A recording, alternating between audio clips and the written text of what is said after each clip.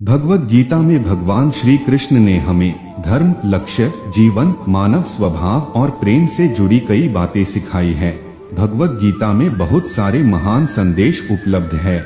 इसी धार्मिक पुस्तक में भगवान श्री कृष्ण ने सफलता के महान रहस्य भी बताए हैं, जो उन लोगों के लिए बहुत जरूरी हैं जो अपने जीवन में सफलता प्राप्त करना चाहते हैं।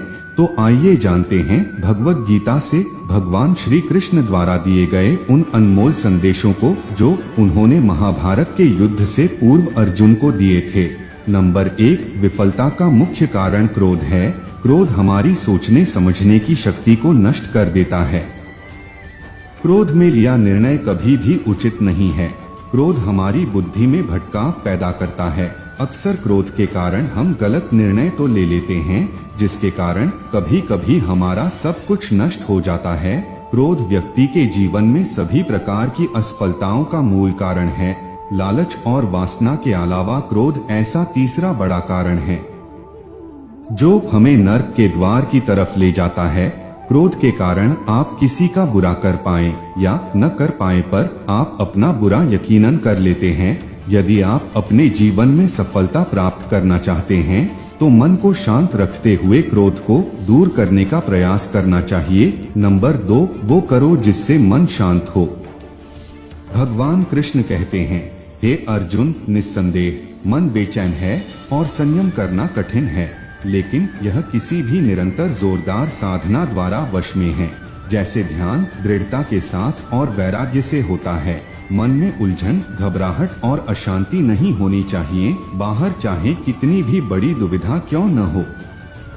यदि आप अंदर से शांत रहते हैं तो आप उस विपरीत परिस्थिति में भी सकारात्मक ऊर्जा महसूस करेंगे और सही निर्णय ले पाएंगे, जो वांछित लक्ष्यों को प्राप्त करने में मदद करता है। यदि आपको सफल होना है तो एक व्यक्ति का ध्यान सभी दुखों को दूर करने में मदद कर सकता है। ध्यान के द्वारा आपका मन शांत रहता है। नंबर 3, अपनी शक्ति को पहचाने। आपके अंदर एक अद्भुत शक्ति है। यह एक सर्वोच्च शक्ति है जो आपको जीवित रखती है। आप कुछ भी कर सकते हो। इस छिपी हुई शक्ति पर हमेशा विश्वास करो। आप जो कर रहे हो उसे पूरे विश्वास के साथ करो। आपके अंदर की शक्ति हमेशा आपको सही बनाने के लिए आपके साथ होती है और आपको अद्भुत चीजें करने की ताकत देती है। नंबर 4, कर्तव्यों से कभी दूर मत भागो। कर्तव्यों से दूर भागना सफलता का रास्ता नहीं है, इसलिए हमेशा कर्तव्यों को पूरी लगन के साथ पूरा करें। कर्तव्य हमारा अपने लिए भी है, अपने माता पिता, परिवार, मित्र, शिक्षक, देश एवं समाज सभी के लिए होता है। इन सभी के लिए हमारी नैतिकता जो कुछ करने के लिए कहती है वही हमारा कर्तव्य है।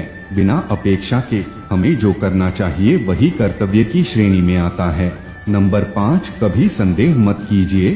भगवत गीता के अनुसार एक संदिग्ध व्यक्ति को इस दुनिया में शांति नहीं हो सकती है। संदेह करने वाला व्यक्ति दूसरों पर ही नहीं बल्कि खुद पर भी संदेह करता रहता है और अपने लक्ष्य को कभी भी हासिल नहीं कर पाता। आप जो भी कर रहे हैं उसे पूरे विश्वास के साथ करने से ही आप सफल हो सकते हैं। यदि आपको यह संदेह है कि आप सफल होंगे या नहीं, तो आप अपनी ही सफलता पर संदेह कर रहे हैं। जहां संदेह होता है वहां विश्वास नहीं होता। इसलिए कभी संदेह मत कीजिए, बल्कि अपने आप पर पूरा विश्वास रखकर आगे बढ़िए। नंबर 6, डर का सामना करो। डर से बचने का सिर्फ एक ही तरीका है कि उसका सामना किया जाए। यदि आपके अंदर कुछ खोने का डर रहेगा तो आप कुछ भी बड़ा नहीं पा सकते। किसी भी समस्या का दृढ़ता से सामना करना चाहिए।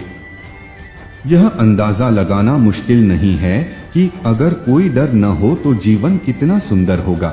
नंबर 7, धार्मिकता के मार्ग पर चलें।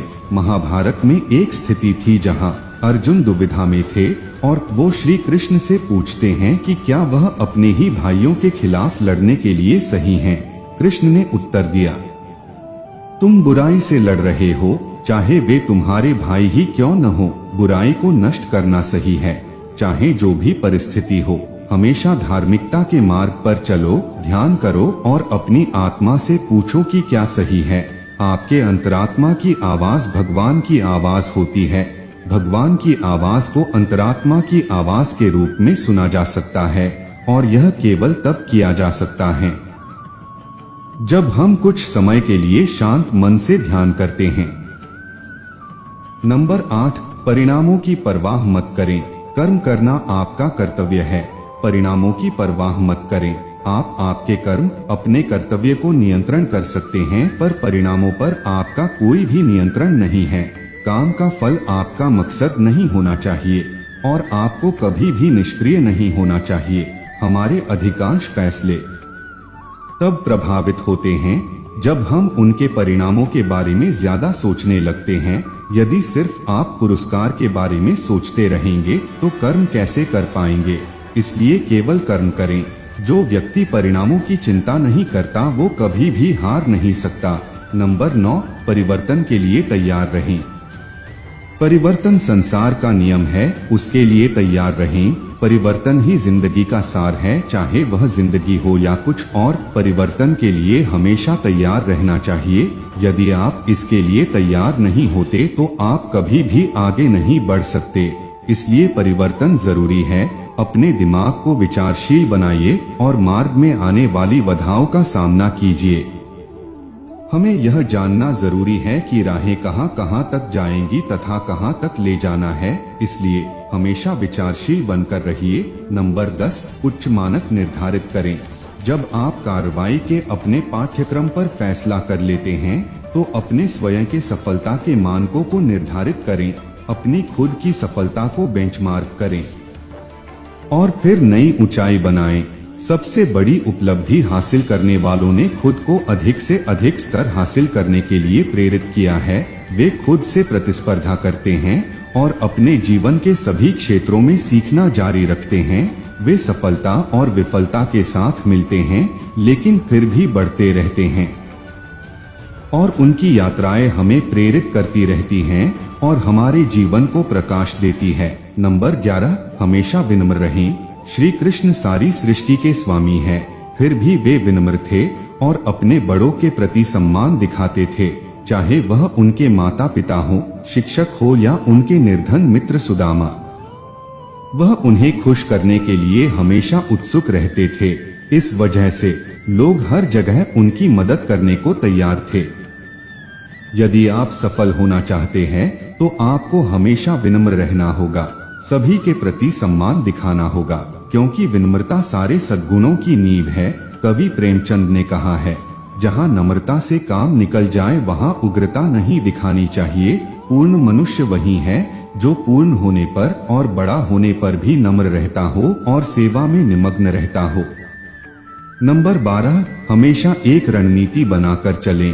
अपनी स्थिति से अवगत रहें और व्यावहारिक रहें। कभी कभी आपको आउट ऑफ बॉक्स सोचना पड़ता है। श्री कृष्ण एक महान रणनीतिकार हैं।